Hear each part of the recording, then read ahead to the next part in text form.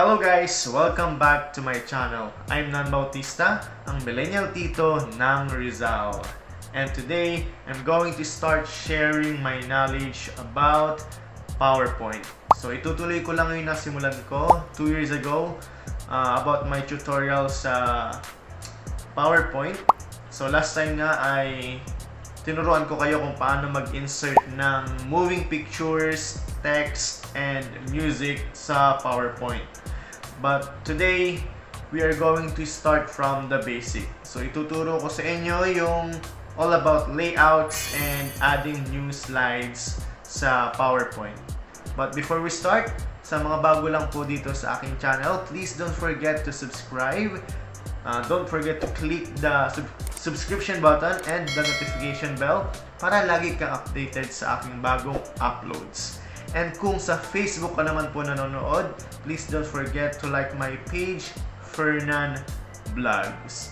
So, huwag na natin patagalin pa. Let's start our tutorial.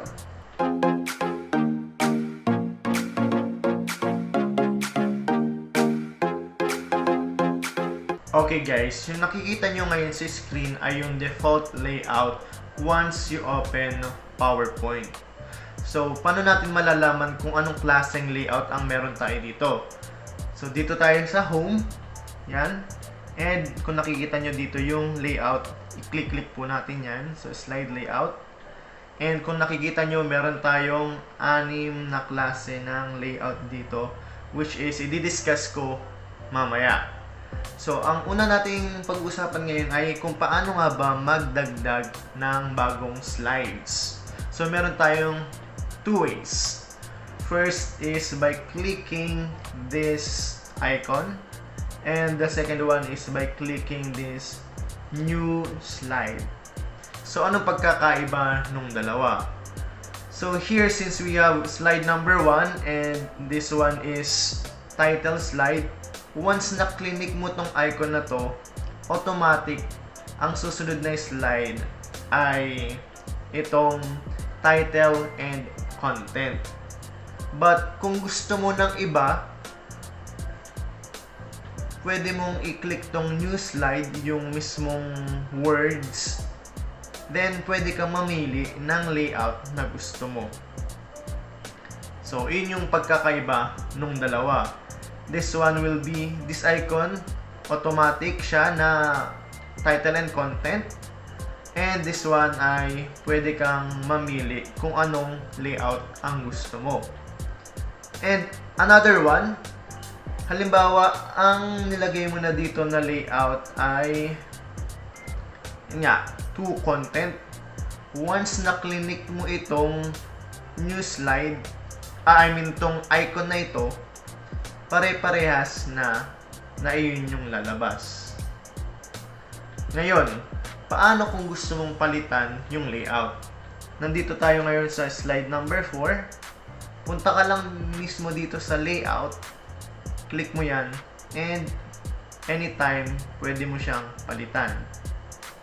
Ngayon, since ang layout natin ay picture with caption, once na-click uli natin tong icon na ito, puro pictures with caption na yung susunod na slide. So, ibig sabihin, kung ano yung last slide or yung layout ng last slide, once na-click mo tong icon, yun na yung gagayahin niya. Maliban lang, kagaya nung kanina, na meron tayong first slide na title, yan, title slide. Pag click mo yung icon, ang lalabas ay title and content na layout. So, ganun. Tandaan nyo yung dalawang way na yun ha. So, very easy lang siya.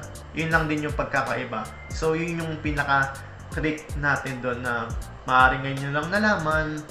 So, I'm happy for that. Okay. So, let's talk about layouts. So, pagkakaiba-iba ng layout. So, maglalagay tayo dito ng iba't ibang slide or maglalagay tayo ng mga slides na may iba't ibang layouts. So, here we will have title slide. Tapos dito, title and content. So, again, gamitin natin yung natutunan natin. Dito tayo sa new slide. and kung anong gusto natin. Yan, section header. Next, new slide. Piliin naman natin yung to content. Then next slide, comparison. Next slide, title only. Next slide or next slide ako, next slide. Tapos yun ulit. New slide, blank. New slide, content with caption. New slide, picture with caption. So again, kung gusto nyong picture with caption ulit yung susunod, click nyo lang yung icon. Yan. So now, let's talk about differences among this layout. Let's start with layout number 1, title slide. So dito, title slide, nakikita nyo more on text siya. So dito, pwede natin ilagay kung anong title or kung ano ba yung topic na pag-uusapan natin. Kung ano yung mga topic na nasasabihin nyo or i-report nyo sa klase nyo. So like for example, lagay natin dito, PowerPoint tutorial. Then, dito tayo, click to add subtitle. So dito, pwede mong ilagay yung group ng klase nyo. Or, halimbawa ako, pangalan ko dito. Ako yung author ng vlog na to. Okay? So, by Fernan Legario. Or, lagay natin yung title or yung name ko sa channel. Nan Bautista.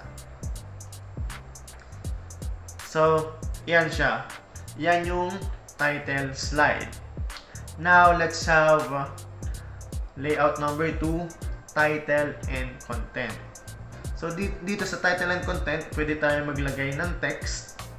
Here, yung title. And dito sa baba, pwede tayo maglagay ng text or table or chart or smart art, graphic, images or pictures, clip arts, and videos. So, let's have pictures. Kunyari, click mo lang tong insert picture and file. And, ano tayo dito yung mga hinanda ko. Kunyari ito. Yan. So, very easy. Click mo lang yung icon. Then, mamili ka ng file. Then, lalabas na siya dyan. Then, dito yung text, yung title. Halimbawa, my journey. So, yan na yung title and content. Next, meron tayong section header. So, this one is something that I don't know. So, let's skip this one. And next slide, we have two contents. So, dito, pwede tayo maglagay ng dalawang table, dalawang chart, dalawang pictures, or pwede ding table and chart. So, let's have example. Let's have an example. So, maglagay tayo ng chart. Let's have pie chart. Yan. Click mo lang yan. Okay, ulitin natin. Click mo lang yung icon ng insert chart. Pili ka dito ng chart na gusto mo or graph. Then, okay. So, syempre, kailangan natin ng mga information about sa graph na ilalagay natin. So, let's use na lang kung ano yung mga nandito para di na tayo mahirapan. Ngayon, since two content siya, pwede kang magdagdag ng isa pa. So, kadalasan, di ba, pag may graph tayo, kailangan natin ng table. So, let's add table. Gayahin na lang din natin yung nandito sa information dito. Maglagay tayo ng 2 columns and 1, 2, 3, 4, 5 rows. Then, copyin na lang natin kung ano yung mga information dito.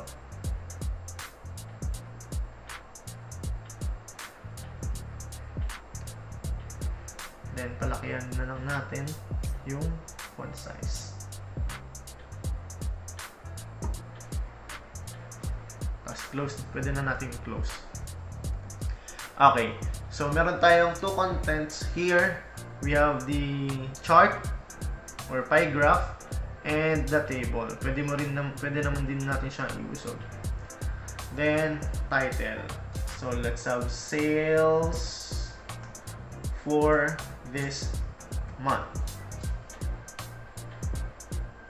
Okay.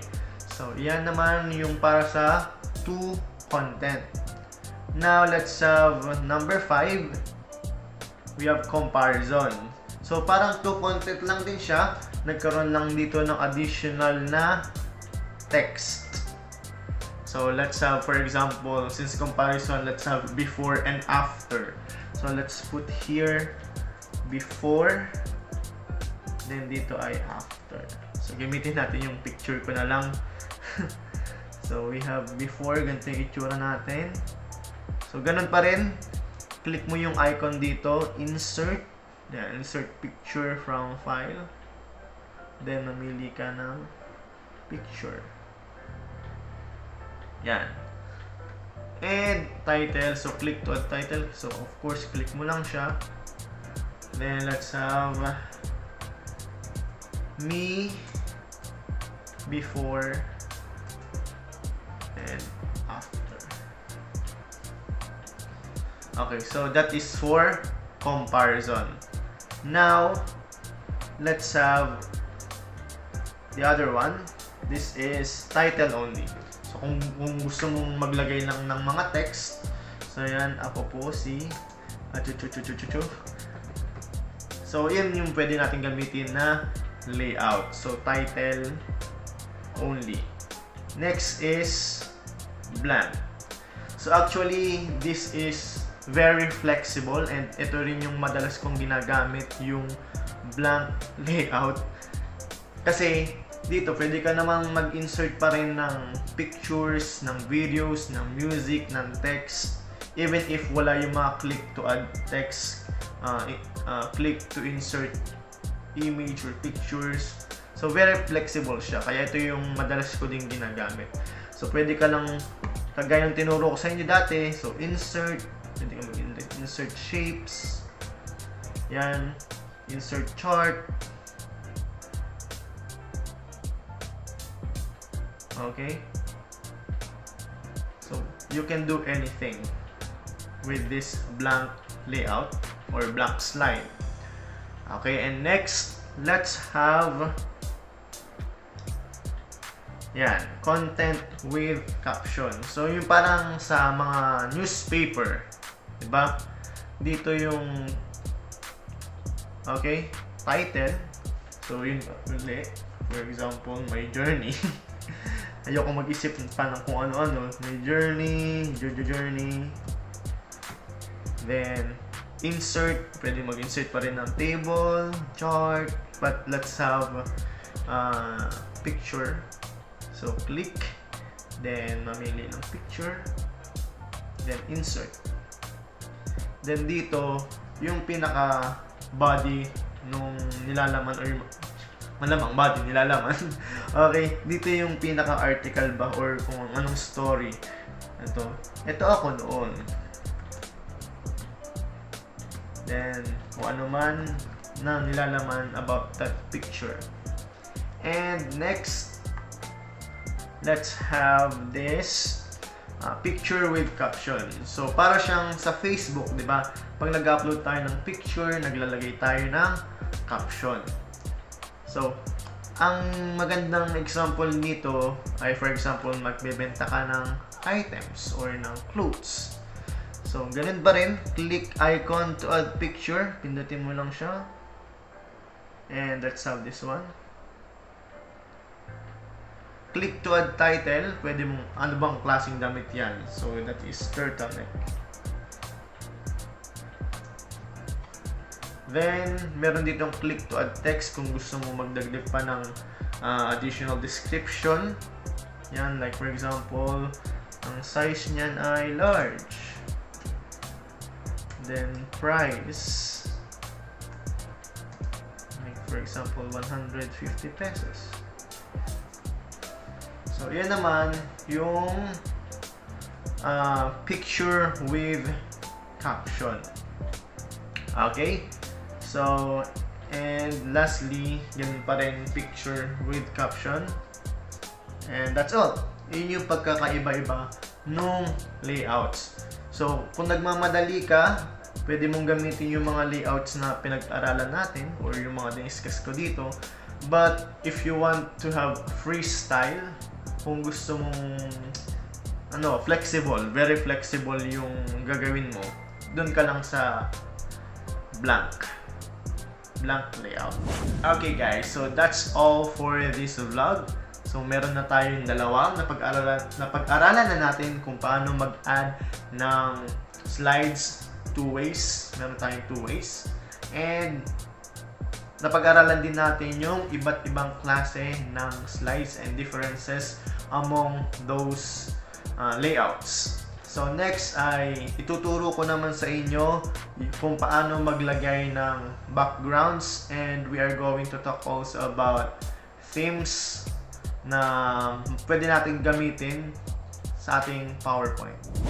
Okay, so that's all for today. Kung gusto niyo pang matuto about PowerPoint, please don't forget to subscribe sa aking channel. Click the subscription button and the notification bell para lagi kang updated sa aking bagong uploads.